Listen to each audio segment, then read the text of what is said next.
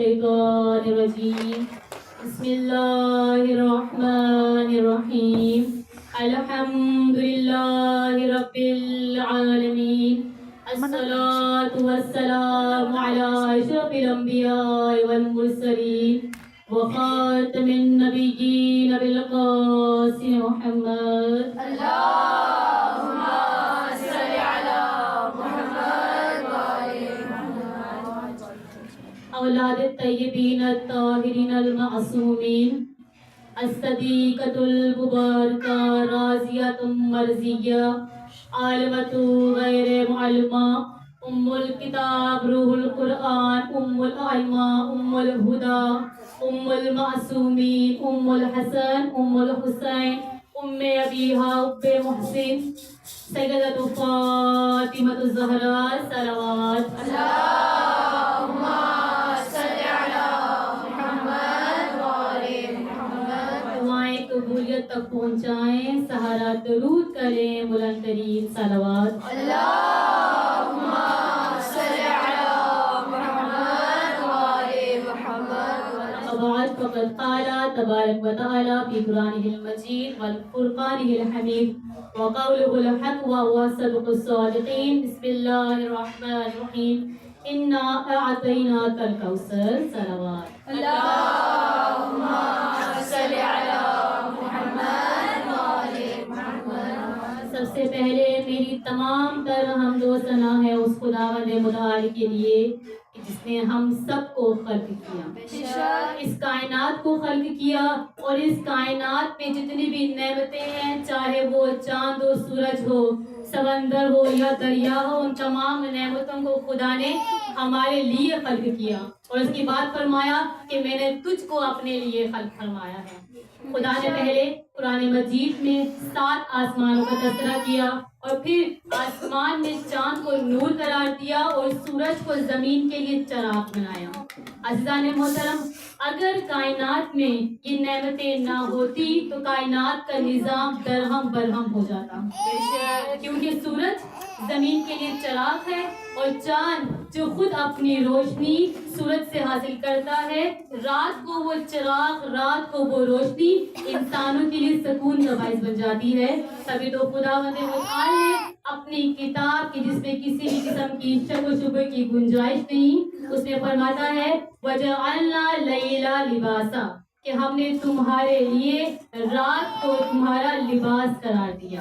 کہ جس طرح بدن جو لباس ہم پہنتے ہیں وہ ہمارے بدن کو بہت سے خطرات سے محفوظ رکھتی ہے، اسی طرح رات کی تاریکی انسانوں کے لیے باعث حفاظت، انسانوں کے لیے باعث سکون بن جاتی ہے. تمام تر حمد و ثنا اس خداوند متعال کے لیے کہ جس نے ہم سب کو لا الہ الا اللہ عطا کیا، اور لا الہ الا اللہ ہی نہیں بلکہ محمد رسول اللہ بھی عطا کیا. اور خدا کی عطائیں یہاں ختم نہیں ہوئی، بلکہ اس خداوند متعال نے ہم سب خوش نصیبوں کو علی ولی اللہ بھی عطا کیا. صلوات. اللهم صل على محمد وآل محمد. گفتگو اس پاک معظمہ کی ذات اقدس پر کہ جس پہ گفتگو کرنا تقاضے بشریت سے باہر ہے. اس شہزادی کی حقیقت کے لیے لہجے کا توحید ہونا لازمی ہے، اور اس کی گفتگو کرنے کے لیے کوئی بشر لب کھول ہی نہیں سکتا.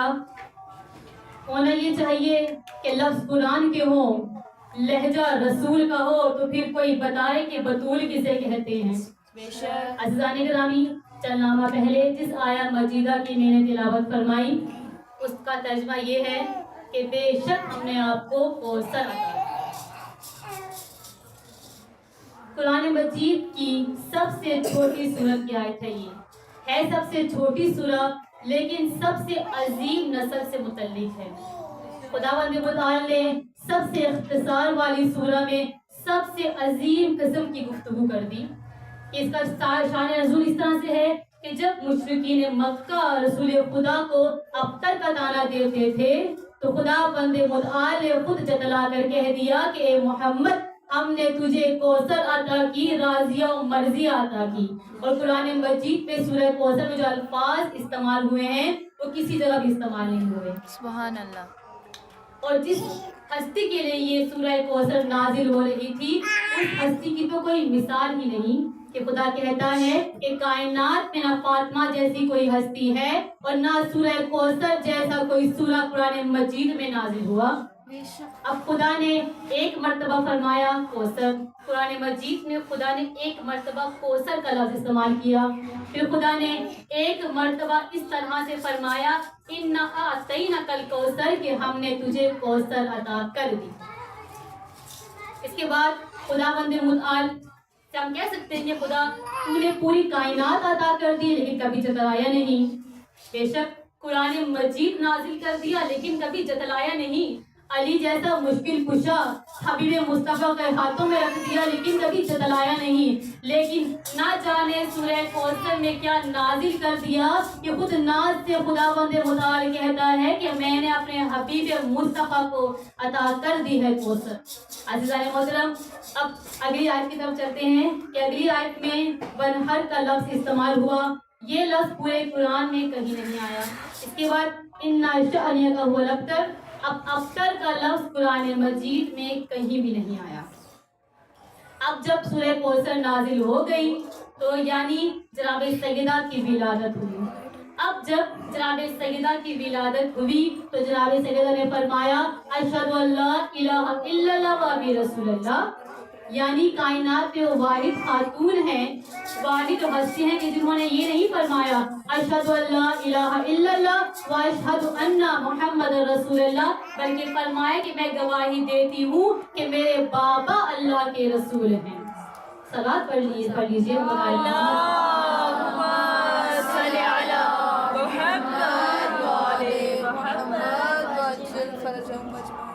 تو خداوند متعال اپنی کتاب میں ایک دفعہ آیت نازل کرتا ہے کہ محمد کوئی بھی آپ کو بابا نہیں کہہ سکتا. خبردار کہ کسی نے محمد کو یا ابا کہا. جب یہ آیت نازل ہوئی تو تمام لوگوں نے رسول خدا کو یا رسول اللہ کہنا شروع کر دیا. جب ایک دفعہ رسول خدا خاتون جنت کے گھر تشریف لے کر آئے تو کہا رسول خدا، جناب فاطمہ نے کہا کہ یا رسول اللہ. رسول خدا نے فرمایا کہ فاطمہ آج کچھ مزاج بدلے ہوئے ہیں، یعنی جناب فاطمہ تو زہرا اپنے بابا کو رسول اللہ جو کہہ رہی تھی اس لیے فرمایا کہ آج کچھ مزاج کچھ بدلے ہوئے ہیں. تو رسول خدا نے فرمایا کہ آج ایسی کیا بات ہے کہ آپ مجھے بابا نہیں کہہ رہی. تو جناب سیدہ فاطمہ تو زہرا کہتی ہیں کہ یا رسول اللہ آپ نے ہی تو فرمایا تھا کہ خداوند متعال نے وحی نازل کی ہے کہ محمد کو کوئی بابا نہیں کہہ سکتا. تو رسول خدا نے فرمایا یہ باقیوں کے لیے تھا، آپ ہمیشہ کہیں گی مجھے بابا جان، آپ کہیں گی یا بتا، اور آج نانا جان کہیں گی میرے نواسے. صلوات پڑھ لیجیے.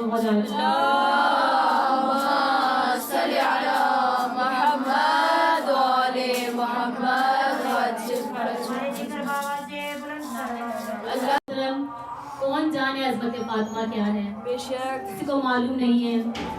اب ایک شخص نے امام جعفر صادق علیہ السلام سے سوال کیا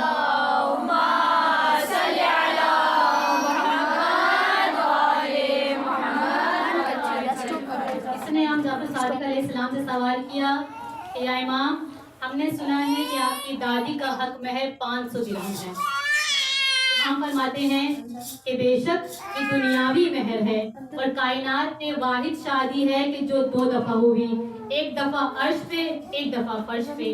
اب سفینۃ البحار میں لکھا ہے کہ جو عرش پہ خطبہ پڑھا گیا وہ خدا نے خود پڑھا اور جو فرش پہ خطبہ پڑھا گیا وہ رسول خدا نے بیان کیا. اب امام علیہ السلام نے فرمایا اے شخص تو نے میری دادی کا حق مہر سنا ہے لیکن دنیاوی مہر سنا ہے، لیکن اب مجھ سے سن کہ خداوند متعال نے جناب زہرا کے لیے حق مہر کیا رکھا تھا.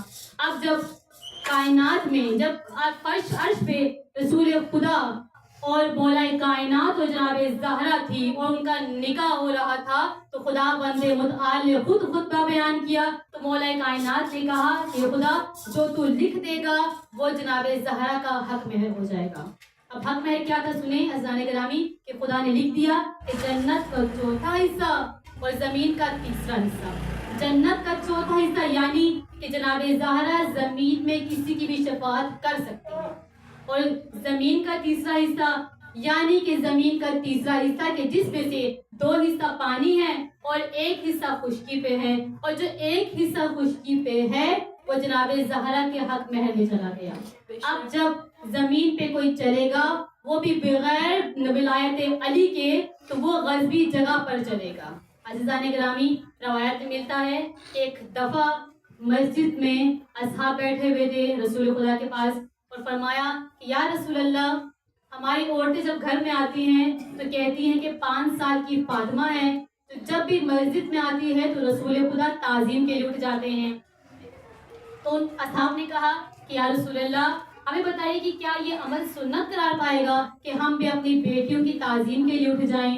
رسول خدا کے جو رحمت والے تھے، رسول خدا کے جمال والے چہرے میں جلال آ گیا، تو کہا کہ اے شخص، تمام اصحاب سے فرمایا کہ تم لوگ یہ سمجھتے ہو کہ میں اپنی بیٹی کی تعظیم اس لیے کرتا ہوں کہ وہ میری بیٹی ہے؟ بلکہ نہیں، بلکہ میں فاطمہ الزہرا کی تعظیم کے لیے اس لیے اٹھتا ہوں کہ یہ حکم خدا ہے کہ جناب زہرا کا احترام کیا جائے۔ صلوات پڑھ لیجیے۔ اللہم صلی علی محمد۔ اب یہ کیا شان ہے رسالت کی کہ جن کی تعظیم کے لیے تمام انبیاء بھی اٹھ جاتے ہیں۔ اب ان کی تعظیم کے لیے نوح بھی اٹھتے ہیں، عیسیٰ و موسیٰ بھی اٹھتے ہیں۔ اب جب محمد فاطمہ کی تعظیم کے لیے اٹھتے ہیں تو نوح بھی اٹھتے ہیں، عیسیٰ و موسیٰ بھی اٹھتے ہیں، ابراہیم و اسماعیل بھی کھڑے ہو جاتے ہیں۔ اب جن کے لیے پوری کائنات اٹھ جائے، اور جو پوری کائنات کے لیے اٹھتے اس ہستی کو کہتے ہیں جناب سیدہ فاطمہ الزہرا سلام اللہ علیہ۔ عزیزان محترم، کہ اب ہم بیان نہیں کر سکتے کہ جناب سیدہ کے فضائل کتنے ہیں۔ اب زمین پہ ہم جہاں جہاں چل رہے ہیں، یہ تمام کے تمام کاوشیں، قربانیاں کس نے دی؟ چلنے کا حق کس نے ادا کیا؟ جناب سیدہ فاطمہ الزہرا نے۔ اور راہ ولایت میں سب سے پہلی شہیدہ، سب سے پہلی مجاہدہ کہ جس نے راہ ولایت میں شہادت پائی ہے، اس کا نام ہے فاطمہ الزہرا۔ بس عزاداروں، عزت بھی بڑی تھی، مصیبت بھی بڑی تھی، آباد کس طرح سے یہ گھر فاطمی ہوا، نہ جانے کس کی لگی نظر کہ یہ گھر ماتمی ہوا۔ عزاداروں، نبی کی بیٹی کے وسیلے سے خدا آپ کو کوئی غم نہ دے، یا تو زہرا پہ رویا کریں یا تو زہرا کی اولاد پہ رویا کریں۔ عزاداروں، یہ ایام فاطمیہ ہیں، فاطمہ الزہرا کے شہادت کے ایام ہیں، کیونکہ کسی کو پتہ ہی نہیں ہے کہ زہرا کب تک زندہ رہی ہے۔ التماس ہے کہ ایام فاطمیہ کو ضائع مت کیا کریں، کیونکہ علماء کا بیان ہے کہ اگر تم چاہتے ہو کہ قبر کی پہلی رات علی تمہارا شکریہ ادا کریں تو زہرا کے حق سے فراموش نہ ہونا۔ ہر امام کا پرسہ لینے جناب زہرا آتی ہے، اور جناب زہرا کا پرسہ لینے امام زمانہ آتے ہیں، خصوصاً مولا کائنات خود تشریف لے کے آتے ہیں۔ مولا مشکل کشا کو جناب زہرا کا پہلا عزادار کہا جاتا ہے۔ عزیزان گرامی، کیوں؟ اس لیے کہ ریت پہ روتا تھا کائنات کا علی۔ ہم انہی ایام میں جناب زہرا کی شہادت کے ایام کو تلاش کرتے ہیں۔ کتنی غربت ہے نبی کی بیٹی پر کہ نہ شہادت کی تاریخ کا پتہ ہے، نہ قبر کا پتہ ہے، نہ یہ پتہ ہے کہ کب شہید ہوئی ہے، اور نہ یہ پتہ ہے کہ کہاں دفن ہوئی ہے۔ ان رازوں سے پردہ اٹھائے گا جب علی کا بیٹا آئے گا۔ عزاداروں، جہاں جہاں مجلس زہرا ہو وہاں وہاں ضرور جایا کریں، کیونکہ یہ وہ بی بی ہے جو ہر مجلس پہ سب سے پہلے آتی ہیں۔ آپ جب بھی غم حسین کی مجلس کو برپا کریں گے تو یقین کریں کہ سب سے پہلے جو داخل ہوں گی وہ جناب زہرا ہیں۔ اور کربلا کی شہادت سے عظیم شہادت ہے جناب زہرا کی. عاشورہ سے بڑا دکھ تھا زہرا کی شہادت کا. اب آپ سوچ رہے ہوں گے کہ کہاں عاشورہ، کہاں زہرا کی شہادت. یہاں تو ایک بی بی شہید ہوئی، وہاں میدان کربلا میں حسین کے گھر سے 72 کے جنازے نکل گئے.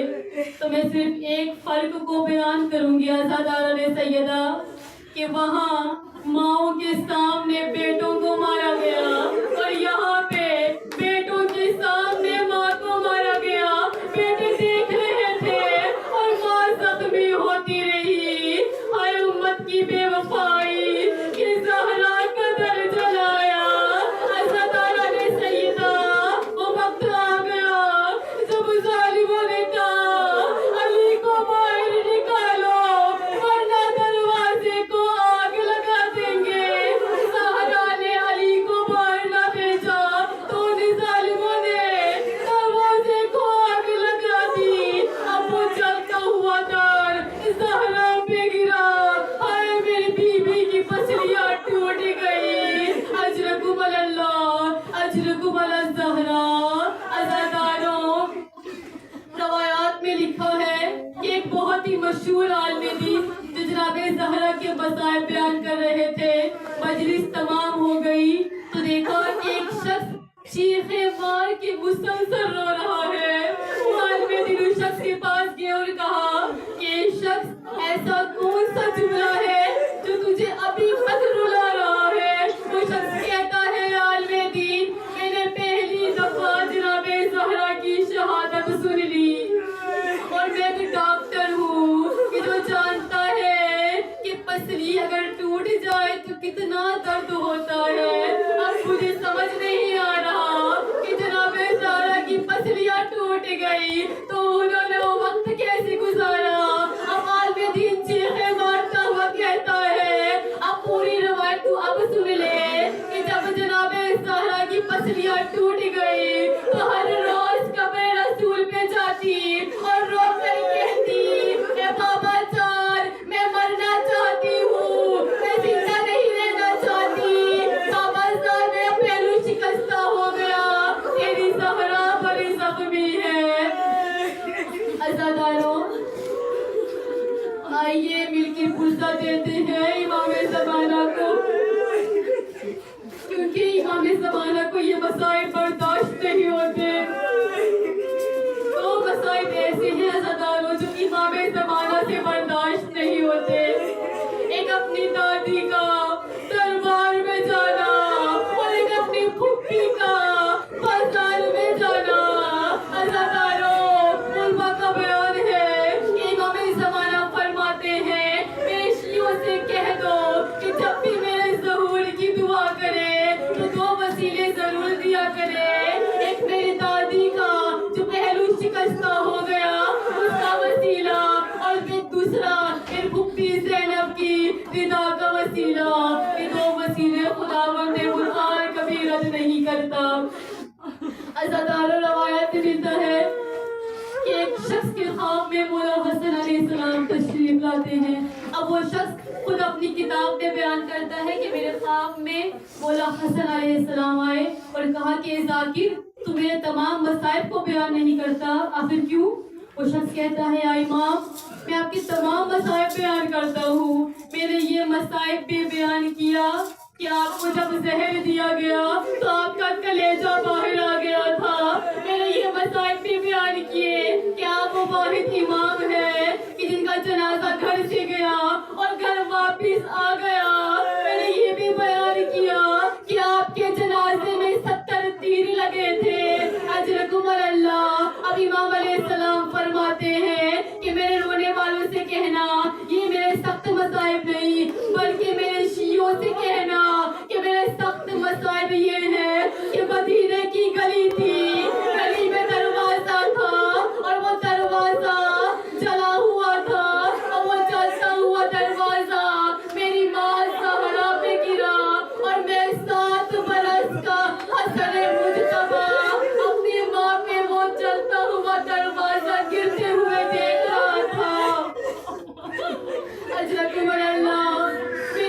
زہرا نے سہارا لیا، آواز دی فضا الیہ الیہ، میرا محسن شہید ہو گیا، میرا محسن شہید ہو گیا۔ نہ جانے کیسے برداشت کیا ہوگا علی نے۔ مولا آپ سب کو نجف و کوفہ کربلا کی زیارت کروائے۔ جب بھی آپ کو موقع ملے کوفہ جانے کا، نجف جانے کا، تو آپ دیکھیں گے کہ مولا کائنات کا گنبد بہت عالیشان ہے، لیکن جب بھی زیارت کی کتاب کو کھول کے دیکھیں گے تو پہلا جملہ لکھا ہوا ہے، السلام علیکم یا بر المظلوم، سلام آپ پر اے پہلے مظلوم۔ اب مجھ سے سوال کریں کہ علی کائنات کے پہلے مظلوم کس طرح سے ہوئے؟ عزاداروں، عباس سے بڑے مظلوم تھے علی، عباس سے بڑے صابر تھے علی۔ سکینہ کو تماچا عباس کی زندگی میں نہیں لگا، سکینہ کو تماچا عباس کے جانے کے بعد لگا، اور علی زندہ تھے، فاطمہ کا ہاتھ چہرے پہ تھا اور رو کے کہتی ہے، یا علی میرا رخسار زخمی ہے، یا علی مجھے تماچا لگایا گیا، یا علی میں بہت زخمی ہوں۔ عزاداروں، رونے میں بخل نہیں کہ یہ جناب سیدہ کے مصائب ہیں۔ آج پرسہ دینا ہے امام زمانہ کو، جناب سیدہ کا۔ بخل نہ کیجیے گا، خدا آپ سب کی حاجات کو پورا کرے، خدا آپ سب کی پریشانیوں کو حل کرے۔ اب یہ اختلاف کیا جاتا ہے کہ زہرا کب شہید ہوئی، لیکن اتفاق ایک بات پہ ہے کہ بابا کے جانے کے بعد جب تک زندہ رہی زہرا، اس وقت تک روتی رہی زہرا، زہرا کا گریہ ختم ہی نہیں ہوا۔ ایک آخری جملہ بیان کرتی ہوں کہ بابا کو گئے ہوئے 3 دن ہوئے تھے، اور زہرا اپنی انگلیوں سے تسبیح نہیں پڑھ سکتی تھی۔